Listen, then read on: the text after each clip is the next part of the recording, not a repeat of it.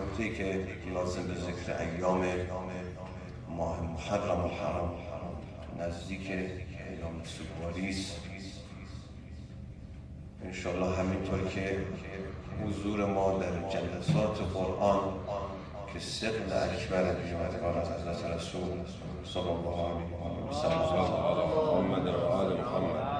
حضور ما در جلسات پرشور اهل بیت علیهم السلام هم پرشور باشه و به نظرم میرسه که یک توصیه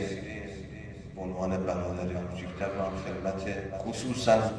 قاریان عزیز داشته باشم که چیزی که تو این سالها البته اهمیتی بیشتری براش قائل شدم و توصیه های مقام معظم رهبری تا حدودی تحقق پیدا کرده، تلاوت های قرآن در محافل اهل بیتی است که این دو ثقل انی تارکم فیکم مستقلین کتاب الله و عترة اهل بیت، اینها کنار هم قرار بگیره. سعی کنید اگر جلساتی است به عنوان مستمع، به عنوان کسی که عاشق اهل بیت هستید حضور پیدا میکنید در هیئات، خب به عنوان یک قاری قرآن اعلام و حضور کنید و آیات قرآن مناسب با این ایام رو در این روزها تلاوت کنید تا این دو ثقل اکبر، این دو ثقل بزرگ کنار هم قرار بگیره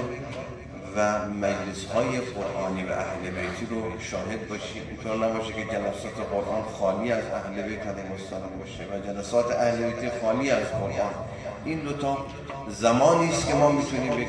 مبلغ باشیم، به عنوان یک مبلغ دین، مبلغ قرآنی، یک سفیر قرآنی در این جلسات اعلام حضور کنید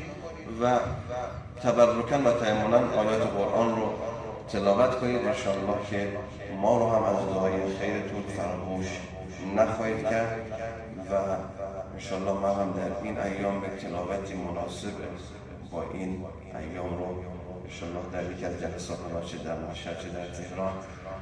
تلاوت خواهم کرد.